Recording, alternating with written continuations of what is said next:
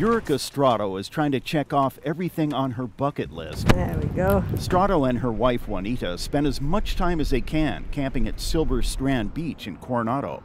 Last year, they traveled all over the U.S. and drove up to Vancouver.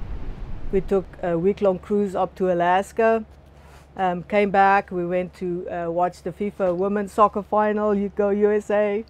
That was fantastic, you know.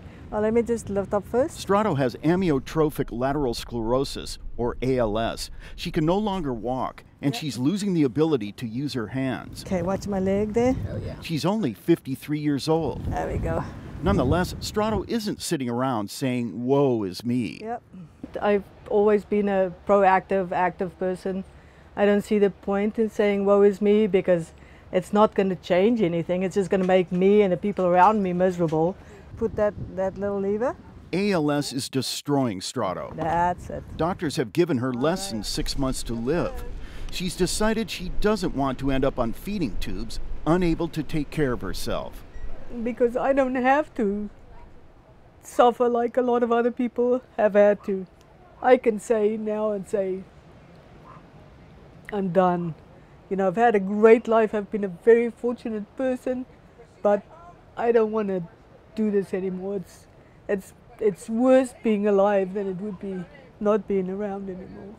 We'll do whatever it takes to make you comfortable. And Stotto has told her doctor that sometime next year she wants to take advantage of California's new aid in dying law. And you know, it's not easy. No. Her physician, Sunita Shailam, has agreed to give Stotto a prescription for a lethal dose of drugs. It's not for everyone. It's for people who have a terminal illness with a life expectancy less than 6 months. And anything that can preserve their dignity and prevent any suffering is important. Strotto's wife, Juanita, says she's fully supportive of her partner's decision to end her life before the disease takes total control. And that's not because I don't want her to be around anymore. It's because I don't want her to have to deal with her body dying and have no ability to do anything about it and choke to death someday. Because I know it'll be a big part of what people will be asking me about. Caroline Boaz is an advanced practice nurse who specializes in palliative and hospice care at Sharp Chula Vista Hospital. It's her job to coordinate a dying patient's care and make sure that their physical and emotional pain are treated properly. Boaz says with the right kind of care, most dying patients shouldn't feel the need to take their own life. But some people don't want to suffer through seizures and some of the things that can happen at the end of life. And I completely understand that, and I think it's wonderful that people will have a choice. Euriko Strotto says to be sure she doesn't want to die. I'm a little scared, but where this disease is going to take me, if I have to live through it, scares me far more than death does, you know, because, boy. Stotto doesn't know exactly when she'll decide to end it all. Until then, she's just happy to spend time with Juanita, going down her bucket list. Kenny Goldberg, KPBS News.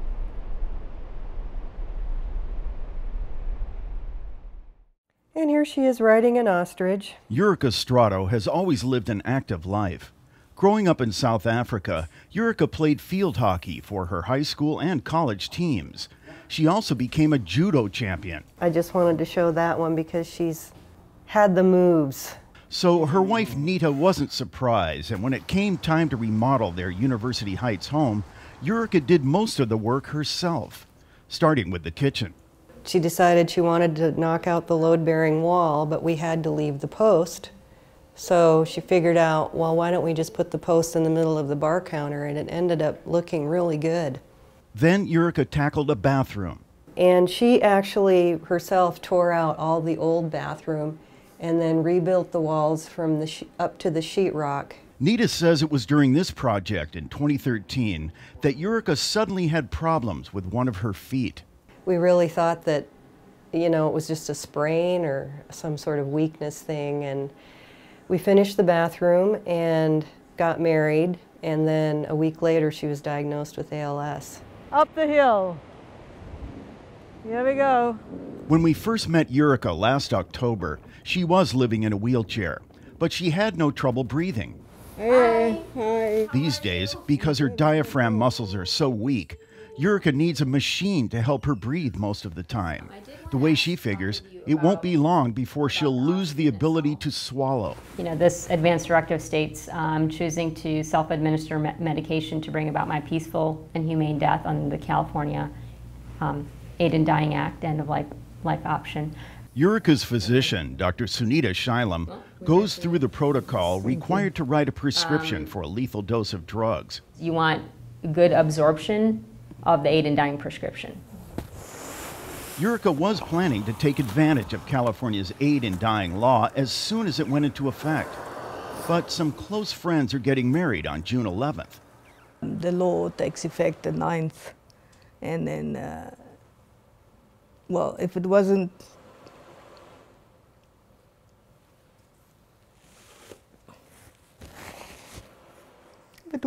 for their wedding, I probably would have exercised my right sooner, but I don't want to, because they've waited so long. I don't want to spoil their wedding, you know.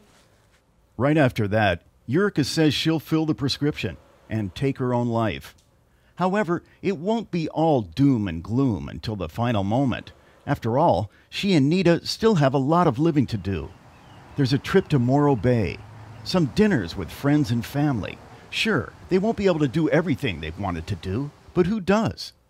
Nita says they never really talked about death before Euriko was diagnosed with ALS. Since then, the topic has been unavoidable.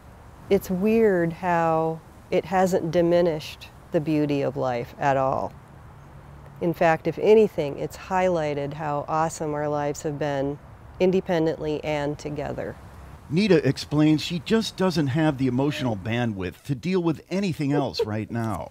I'm full-time taking on the passing of my life partner, my wife, the love of my life, my best friend. And it's really becoming close to the end now, and I'm still not really thinking about her dying. I'm thinking about her being alive right now and in the living room, and that's where I want to be. It can hold, is it amphibious? So that's where they're spending a lot of their remaining time together, in the living room, in the house that Euriko remodeled herself. You didn't have them that big in South Africa. You know, yeah, I've done a lot in my life, and we've done a lot since we've been together, and I don't regret any of it. It's just been cut a little short, but otherwise, it's been fantastic. The excess salt is sneezed out.